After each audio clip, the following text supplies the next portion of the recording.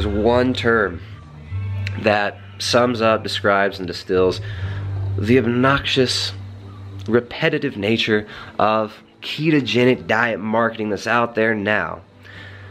It would have to be fat bombs. I don't know who came up with this term. I don't know who coined it. But they should be given a medal. Because this is one of the most pernicious and awful marketing terms I've ever heard. Fat bombs.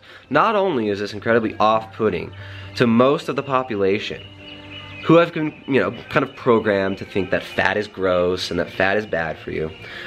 Not only is it kind of triggering in these people's mind, but it also just sounds disgusting coming on. It doesn't roll off the tongue. Fat bombs.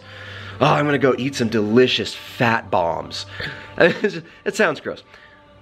But it's not just obnoxious because it sounds gross, and it's off-putting to people who don't understand the benefits of a ketogenic diet and don't understand that dietary fat is not a negative thing, that it's not the cause of heart disease, that dietary fat did not cause all the ills of humanity and the obesity crisis now, and it didn't assassinate John F. Kennedy and knock down the Twin Towers.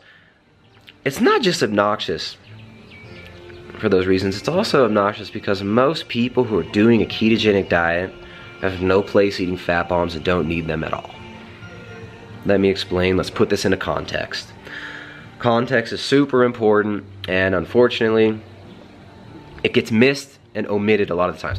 So, the ketogenic diet was first named in the 1930s as a treatment for refractory epilepsy in children. Kids who were getting seizures and nothing else would stop it. It was observed that through the restriction of food, if they fasted, these kids, or people in general, who had epilepsy, that their seizures would stop. I mean, this has actually been known for thousands of years. The Greeks knew this as well, that fasting could stop seizures. Now, a ketogenic diet was developed to treat children who cannot fast, who had epilepsy. You put these kids on a starvation regime, and they're not going to develop. They're going to lose bone mineral density, and they're going to get developmental issues and health issues. A ketogenic diet was developed as a way to mimic fasting in these children through the restriction of carbohydrates. They would feed them just enough protein so that they weren't catabolic, and give them copious amounts of fat as their energy source so they can hopefully still grow and develop. In the medical ketogenic diet literature that talks about you must eat 80% fat, that is a very high fat diet, wasn't developed to treat diabetes and obesity. It wasn't developed for individuals looking to drop body fat. The literature, the medical literature out there, scientific literature out there, is concerning a medical ketogenic diet used to treat epilepsy and now other metabolic disorders such as cancer. It's also being used. So, in the context of epilepsy, these kids need to be weight stable and still need to grow. But in the context of fat loss, we're trying to drop body fat, we're trying to burn that body fat and lose weight. Lose fat, not just weight. You don't want to lose lean muscle tissue, you don't want to lose bone mineral density. But these people are trying to drop fat. They're doing keto and using the diet for pretty much the opposite end of the spectrum, right? Kids with refractory epilepsy need to grow. People with diabetes and obesity, and who just want to drop body fat and get lean, get fit, are looking to shrink. Alright, so most people who do a ketogenic diet, 95% of the clients that come to me, are doing it for fat loss. In the context of fat loss, we have fat bombs all over our body. You got a belly full of fat bombs. Even me. Now, I'm very lean right now, but I still have plenty of body fat that I can tap into consistently. I do not eat fat bombs. If you're looking to lose body fat, a ketogenic diet can help you achieve this, not because dietary fat can't be stored or you can eat infinite calories on a ketogenic diet. It doesn't work because of that.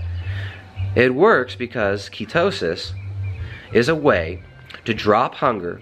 Ketones induce satiety, and they make it very easily sustainable and, shoot, even enjoyable to go long periods of time without eating copious amounts of food. It allows you to tap into your body fat consistently and burn that fat for fuel.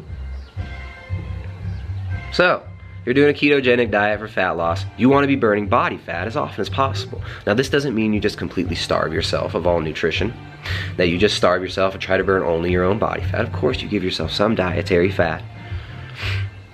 But people are eating these fat bombs that are very low in nutrition, super low in micronutrients. Most of them are based around like peanut butter and cheap, crappy, mass-produced, low-quality chocolate. There's nothing wrong with cacao, with chocolate in general, but a lot of this crap that comes out of Africa, Indonesia, and stuff like that, Bali, a lot of this stuff is very low-quality chocolate. Very, very low quality.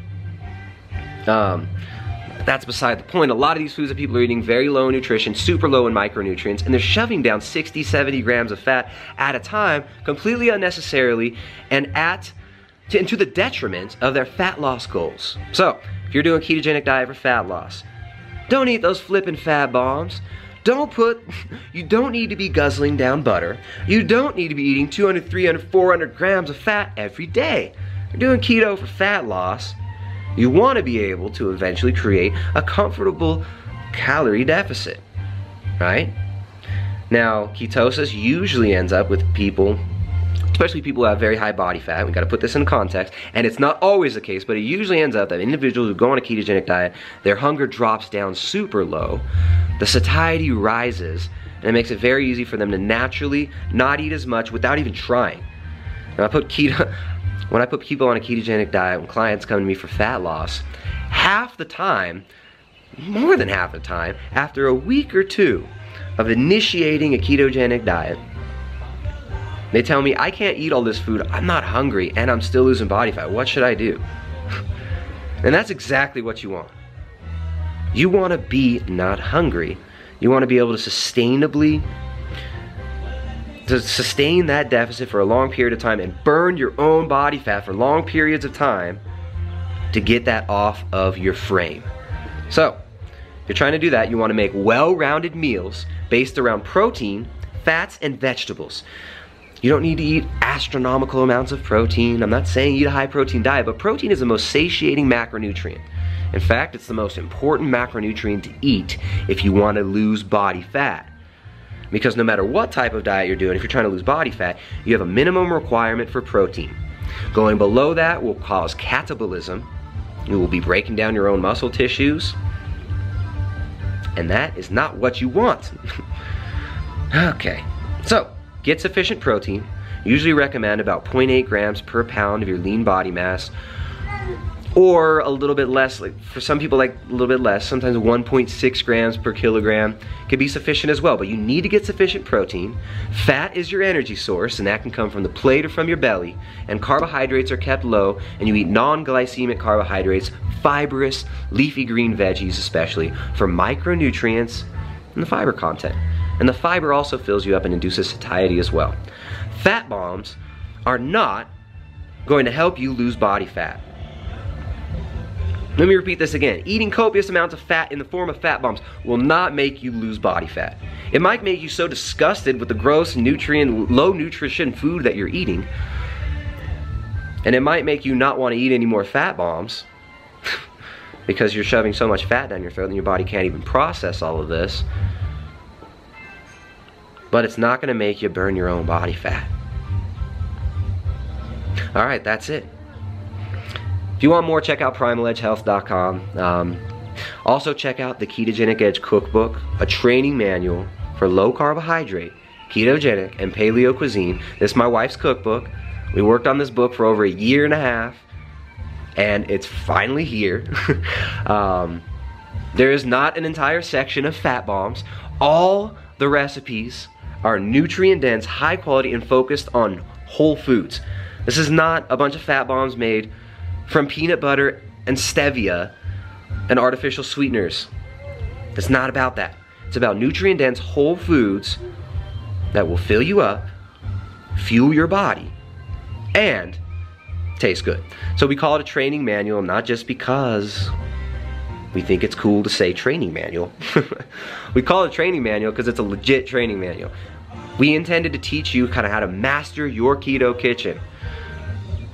Because if you want to be successful long-term with fat loss, preparing your own food is essential, especially on a ketogenic diet. So, check out the Ketogenic Edge Cookbook. That's available exclusively at primaledgehealth.com. If you want coaching, you can hit me up at the coaching section, but I'm kind of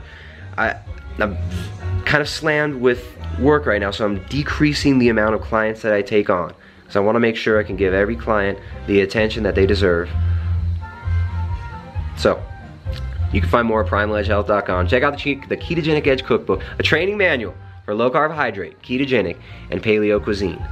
Fat bombs is not only a disgusting term, but the practice of eating fat bombs all the time is also not helping you lose body fat. Peace, guys.